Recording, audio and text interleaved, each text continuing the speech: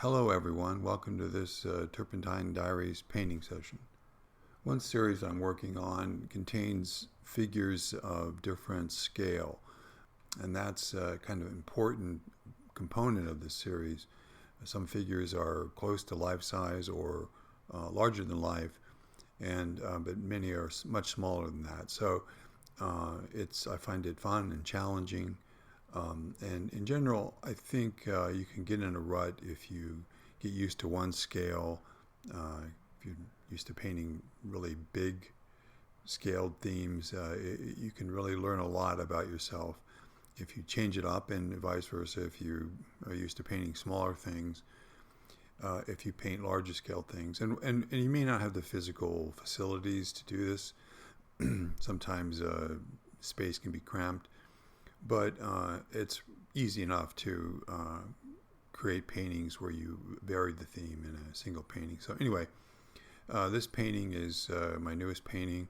It's called Directions. I've had, I think, 3 sessions with it so far. I've just basically thrown paint up there to get the entire surface covered, and I'm going back through my second paint through. I usually will paint through a painting 3 times. So a painting of this size, which is 40 by 50 inches, averages out about 12 sessions.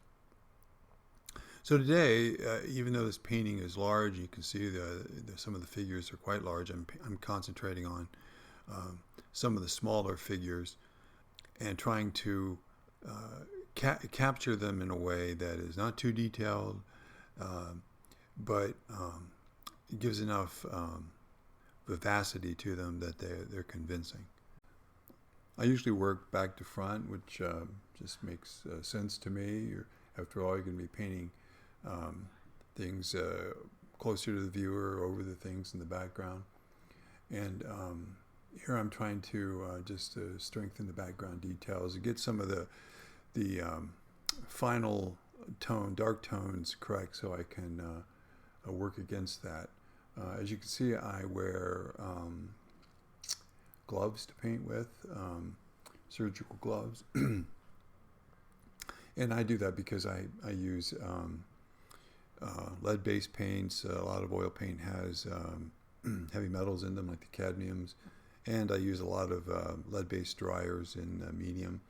And so I just don't want to have any accidents, which I have all the time. We drag my shirt sleeve through the paint or whatever. So just to cut down on that. And I also use them when I clean the brushes with Turpentine too.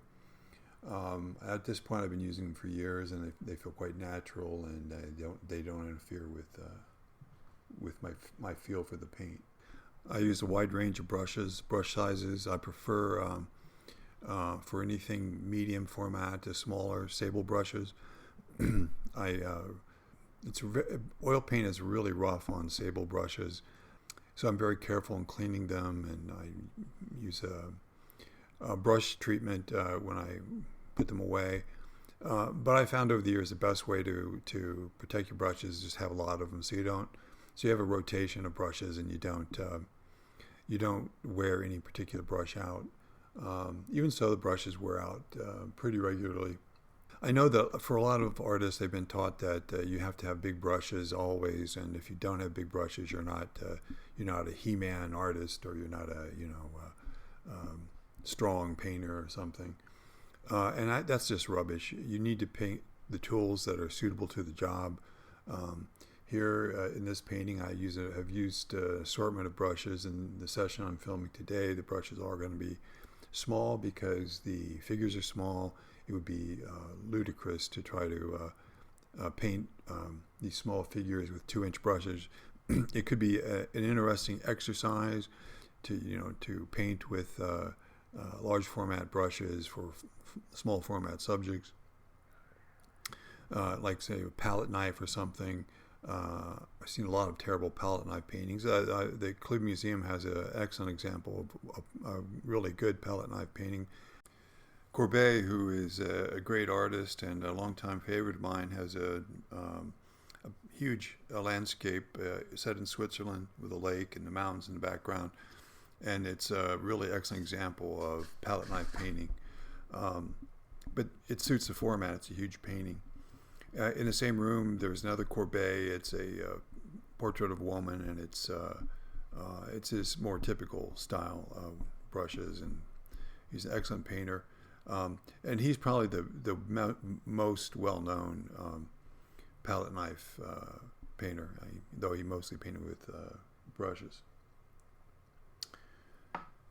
So here, working on the head here, this is a tip, I think, if you're starting out in painting. You always struggle with flesh tones. Flesh tones can be extremely challenging. What gives flesh reality is the halftones, and that's what a lot of starting artists or new artists struggle with. And the best way to get convincing halftones is to use complements. And so flesh is essentially orange. It's pink and yellow and white, more or less pinkish, more or less orangish, brown in there. And so the best complement to that is blue. And so you can use Carillion blue, or probably best to start with, because just from an economic point of view, ultramarine blue is much more affordable than Carillion. And so I always mix some flesh for the halftones with blue, and the eye just believes it, and it just accepts it. And here I've added some blue, ultramarine blue, to my burnt sienna based flesh, and a little English red. Sometimes the darker tones in flesh are red, and that's also very can help convince the eye. Working on a small format painting like this, the details have to be right, but not overworked, and you get the details right by drawing. And if the details are right, the drawing is right, then you really have to work hard to screw it up, I think. Even if your tones are somewhat false. Pardon me. But here I'm just trying to get a range of tones that seem right to my eye. And I think the important thing, again, for new painters to always keep in mind is you want to put the tones that are closer to the eye over other tones. It really helps organize the painting, and it helps the viewer's eye translate passages, especially when, in the scheme of things, the lighter and darker tones in this head are pretty close. So this kind of organizing is really helpful, and helps convince the eye that they're seeing something convincing, something true to life, if you want to use that phrase.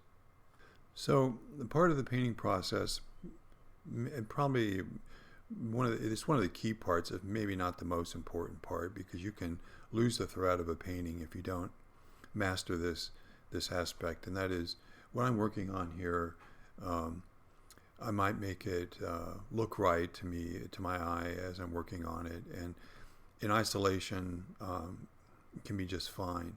But as you work on a painting, and different parts are completed ahead of other parts, and what you're really working on is an ensemble of these parts. And it's important to keep looking at your painting to make sure that they're all working coherently together. And I find it very helpful I work on the drawings a long time for these paintings, and a lot of the issues have been settled before I pick up a brush in terms of design. And to me, that's very helpful, because as I start this push and pull, and sometimes meditating on the theme of the painting and trying to determine what should be emphasized and downplayed, it gives me a lot to work with. And it's also challenging. The more elements you have in a painting, the more there is to balance. But I enjoy that challenge. It kind of energizes me. So I really like that.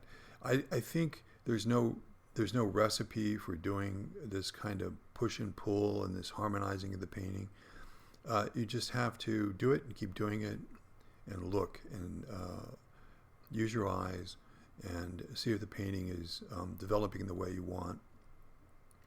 And all this only will make sense if you were working over a foundation of your drawing and some basic skill sets that basics about color and about your medium and about how to apply paint and and all these things. But if you get to the point where you're struggling with this aspect of it, I think you're really making probably making a lot of progress. I go to the museums all the time, so I can use my eyes, and I think that's the best thing if you're an artist or contemplating being an artist, that you could do yourself better than any degree, program. I mean, drawing and painting is, of course, the most important thing. Do that a lot, but going and training your eye and just looking and looking and looking. All right, I think that's enough. The basic. I think this head will capture your attention when it does, and reward it, but not come up and grab your attention inappropriately. So this figure is not the subject of the painting, so I don't want it to pop out and jump out. So let me just brighten up the shirt here and move over to this other figure here, the one with the red hat to the right of this figure. I think this is enough for me today to get a sense. If I work that figure further, it might get, what looks good today might get swamped by other parts of the painting. So it's just, as I said, it's a back and forth, a push and pull all the time. This figure presents all the same problems. It's even a little bit smaller.